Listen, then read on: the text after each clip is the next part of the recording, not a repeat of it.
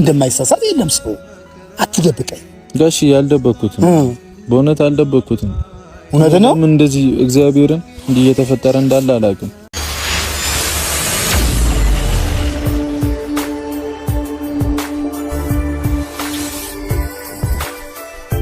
በክብር ያደረገልሽን ቀለበት አውልቀሽ መመለስሽ ይሄ እኮ የራስሽን ያልሽውን ሰው አሳልፈሽ እንደ መስጠት ነው።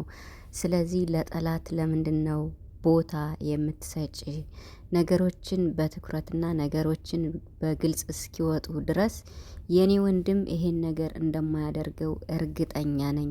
መረጋጋትና ችግሮችን በንግግር መፍታት ነው ያለባችሁ እንጂ ቀለበት መመለስሽ ልክ አይደለም ብሎ እንግዲህ ዛሬ የቡራ ታላቅ ወንድም መለኛው ቪዲዮ ሰርቷል ማለት ነው።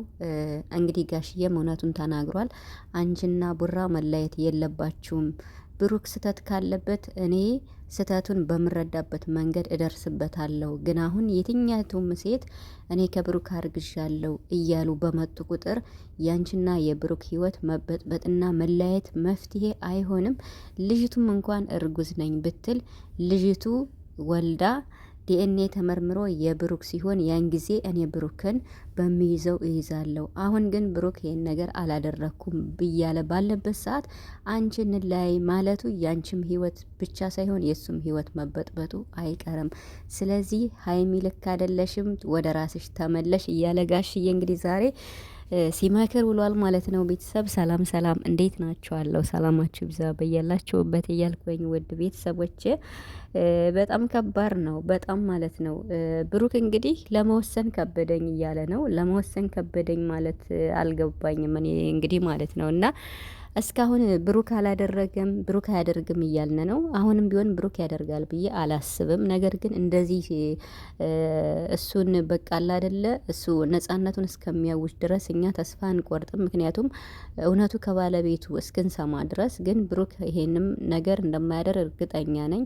ሆኖም ሳለ ግን እውነቱ ካልወጣና ሀይሚ ይሄን እውነት ካላወቀች እንዴት አብሬ ልኖር ነው? እንግዲህ አዲስ አበባ ታውቃላችሁ፣ አብረው ነው የሚኖሩት።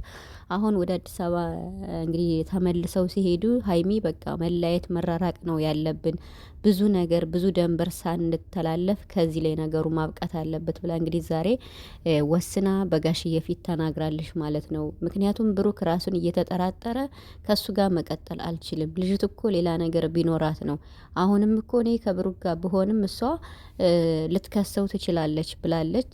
እንግዲህ ጋሽዬም ትክሰሰው፣ ምንም ችግር የለም። አሁንም የተረጋገጠ ነገር እስከሌለ ድረስ ነገሩ እስከሚረጋገጥ አንቺ ለሰይጣን ወይም እንዴት ነው አለ አይደለ ለጠላት ቦታ መክፈት የለብሽም። በቃ ነገሮችን ለምንድን ነው ተረጋግተሽ ማታስብ እያለ እንግዲህ ጋሽዬ ሀይሚን እየተቆጣ ይገኛል ማለት ነው።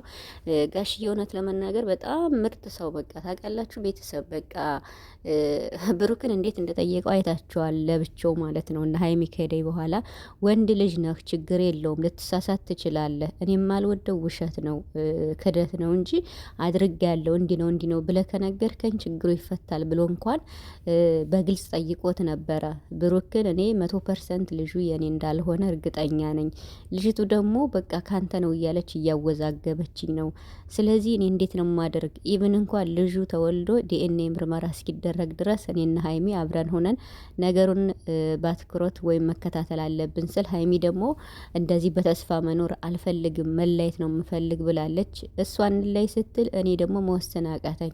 እሽን ላይ ብዬ እንዳልወስን እንዴት ብዬ በሀይሚ ልጨክን የሚል ሀሳብ ነው ብሩክ የመለሰ ማለት ነው። እና በነገራችን ላይ ማለት ብሩክ አሁን ሀይሚን ላይ ያለችው እኮ አንተን አጣውህ ብላ ነው ማለት የኔ ያልኩት ሰው አሁን የኔ ካልሆነ አብሮ መኖሩ ምንድነው ትርጉሙ በሚል ሀሳብ ነው ሀይሚ። ስለዚህ ብሩክ እውነቱንና እውነቱን ለሀይሚ በመንገር ግልጽነትን በማሳወቅ አብራችሁ መቀጠል አለባችሁ ብዬ አስባለሁ። ሀይሚያውን 3 ወር ሙሉ አልጠብቅም ብላለች። ምክንያቱም ልጅቷ ገና 6 ወሯ ነው። 3 ወር ለመውለድ 3 ወር ይቀራታል። ስለዚህ እስከዚያ ለምንድን ነው የምጠብቅ? እስከዚያ ጠብቄስ ነገሩ እውነት ቢሆንስ እኔ ምንድን ነው መሆን ብላለች። እና ብቻ ከባድ ነው። እኔ የምለው ነገር ቢኖር ቡራ እውነቱን መናገር አለበት። ሀቁ እውነቱ ከሱ እያለ 3 ወር ድረስ መጠበቁ ከባድ ነው። ለሀይሚ በጣም ሊከብዳት ይችላል።